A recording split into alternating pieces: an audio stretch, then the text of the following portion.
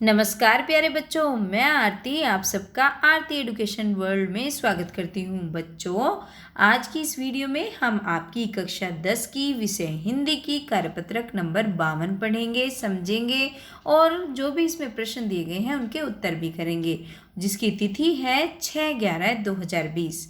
प्यारे बच्चों, आपको पता है लखनवी अंदाज नामक एक पाठ हम पहले ही पढ़ चुके हैं और उसी पाठ की आज हमें करनी है पुनरावृत्ति यानी कि रिवीजन।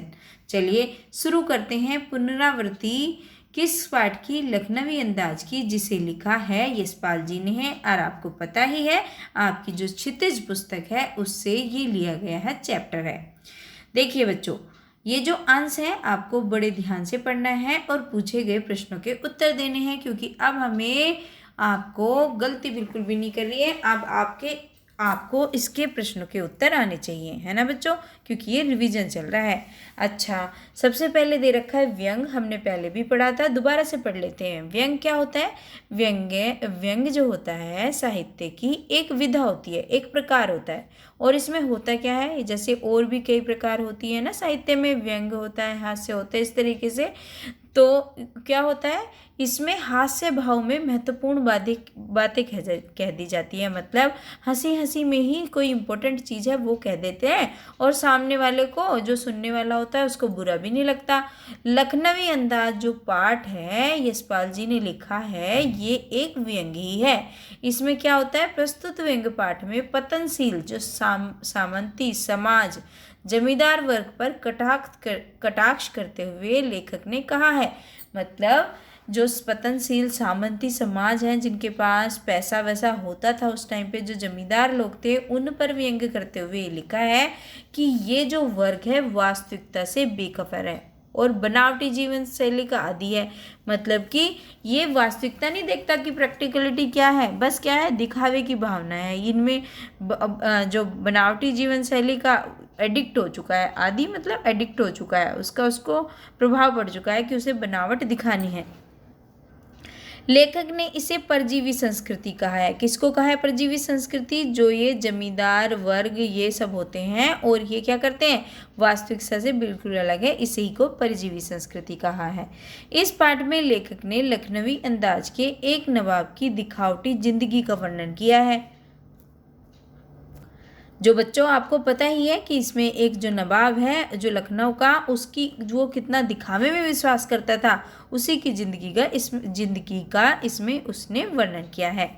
जो रेलगाड़ी में यात्रा करते हैं समय बिताने के और शौक के लिए खीरा खरीदते हैं। मतलब उनको खाना पीना नहीं है, उनको भूख नहीं लगी कि उनको खाना है या वो ज़्यादा भूख से मरे जा रहे हैं। क्या किस लिए करते हैं कि टाइम भी कट जाएगा और शौक दिखाने के लिए। मकसद क्या है, दिखावा। सामने बैठे लेखक से खीरा खाने के लिए पूछते हैं कि भाई खीरा खा लो। लेखक ने मना करने पर उस खीरे को धोते हैं, पोंछते हैं, करीने से काटते हैं, फिर जीरा मिला नमक और मिर्च छिड़कते हैं, फिर पुनः लेखक के लेने का आग्रह करते हैं। मतलब वो क्या कर रहे हैं, उन्होंने मना कर दिया फिर भी, मतलब जिससे उनका मन ललचाए, उनको दिखा रहे हैं कि देखो मेरे पास खीरा है। तो उसके साथ वो क्या करते हैं, कभी धोते हैं, कभी पूछते हैं, कभी चाकू से काटते हैं, जीरा मिला नमक लगाते हैं, छिड़कते हैं और पुनः लेखक से बोलते हैं कि अरे भाई खा लो। लेखक पहले इनकार किए जाने से संकोचवश मुंह में पानी आने के बावजूद भी दोबारा मना कर देते हैं। क्यों मना कर देते हैं? क्योंकि उन्हें संकोच हो रहा है और वो अपना आत्मसम्मान बचाना चाहते हैं। नवाब साहब खीरे की एक एक फांके को उठाकर मुंह के पास ले जाते हैं, नाक से सूंघते हैं और खिड़की से बाहर फेंक देते हैं। तो इसका मतलब क्या है, उन्हें खाना पीना कुछ नहीं है, बस दिखाना है, उन्हें दूसरे को चिढ़ाना है। तो क्या करते हैं, उसको फांक को उठाते भी हैं, मुंह के पास भी ले जाते हैं, नाक से सूंघते भी हैं, लेकिन खाते नहीं है, फिर उसे खिड़की से बाहर फेंक देते हैं। तो ये है उनकी दिखावे की भावना। इस तरीके से वो दिखावटी जो उनकी ज़िंदगी है उससे वो वशीभूत हो चुके हैं, उसके आदी हो चुके हैं। चलिए अब देख लेते हैं इसके प्रश्न उत्तर केवल इसमें 5 प्रश्न उत्तर दिए गए हैं और जो आसान है, मुश्किल बिल्कुल भी नहीं है। और अब तो हमें बिल्कुल भी मुश्किल नहीं लगने चाहिए, क्योंकि हाँ हमने ये पढ़ चुके हैं, सारे क्वेश्चन वही हैं। व्यंग विधा की क्या विशेषता होती है? तो बताइए व्यंग विधा क्या होती है। तो पहले क्वेश्चन का आंसर बच्चों आप इस तरीके से लिख देंगे, व्यंग साहित्य की ऐसी विधा होती है जिसमें हास्य भाव में महत्वपूर्ण बातें कह दी जाती हैं और सामने वालों को या सुनने वाले को खराब नहीं लगता। मतलब हंसी उड़ा रहे हो तुम उसकी, वो हंसी उड़ा रहे हो लेकिन उनको हंस हंस के बात कह रहे हो, ठीक है, तो इसलिए उसको खराब नहीं लगता। चलिए अब देख लेते हैं दूसरा क्वेश्चन क्या पूछा है। दूसरा क्वेश्चन पूछा है कि परजीवी संस्कृति से लेखक का क्या आशय है।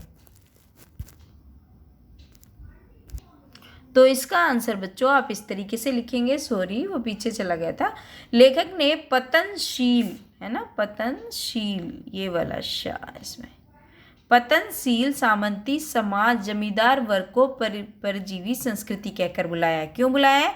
क्योंकि यह वर्ग वास्तविकता से बेखबर एक बनावटी जीवन शैली का आदी है। ठीक है, देखो बच्चों ये प्रिंटिंग वाली गलती हो जाती है। और आपको पता है आज करवा चौथ का व्रत था, मुझे बिल्कुल टाइम नहीं मिला, लेकिन फिर भी मैंने अब आपके लिए टाइम निकाला है रात को, और अब मैं आपकी वीडियो बना रही हूँ। चलिए बच्चों, तो क्योंकि देखिए टाइम निकाल के मेहनत करके आपकी वीडियो बनाती हूँ, तो आपकी भी रिस्पॉन्सिबिलिटी बनती है कि वीडियो को लाइक करें, कमेंट करें, शेयर करें और चैनल को सब्सक्राइब करें। उससे मुझे मोटिवेशन मिलेगी और आगे को मैं आपको वीडियो भी बनाती रहूँगी।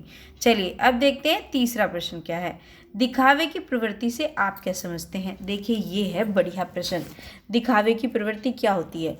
दिखावे की प्रवृत्ति में बहुत कुछ शामिल हो सकता है, जैसे औरतों के मामले में दैहिक सौंदर्य दिखाते हैं, आकर्षण, आभूषण आदि। पुरुषों के लिए लंबी चौड़ी गठी हुई काया, गोरापन तो सबके लिए ही आकर्षण की चीज़ है, या फिर रहन सहन का प्रदर्शन करना हो, ये सब क्या है? दिखावे की प्रवृत्ति होती है ना, कि हमारे पास बड़ी गाड़ी है, ये घर है, ऐसे चलते हैं, ऐसे रहते हैं, तो ये सब क्या है? ये दिखावे की प्रवृत्ति होती है ना। चलिए अब ये तो हो गया हमारा तीसरा क्वेश्चन। अब चलते हैं क्वेश्चन नंबर 4 पे। मुंह में पानी आने के बावजूद भी लेखक ने खीरा लेने से मना क्यों कर दिया? ने और खीरा अलग अलग करना है बच्चों आपको, है ना, ने और खीरा। तो इसका आंसर है मुंह में पानी आने के बावजूद लेखक ने खीरा लेने से इसलिए मना कर दिया क्योंकि उन्होंने पहले मना कर दिया था, तो उन्हें अपना आत्मसम्मान भी बचाना था और संकोच भी था, है ना, आत्मसम्मान बचाना था उन्हें, इसलिए उन्होंने मना कर दिया था। ठीक है, तो ये हो गया आपके चौथे क्वेश्चन का आंसर। अब चलते हैं पांचवें क्वेश्चन पर। और पांचवा क्वेश्चन क्या है बच्चों?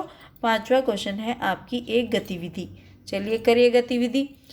यदि आप लेखक की जगह होते तो क्या करते? अपने कल्पना से लिखना है कि अगर आप लेखक की जगह होते और वो आपको इस तरीके से खीरा ऑफर कर रहा होता तो आप क्या करोगे?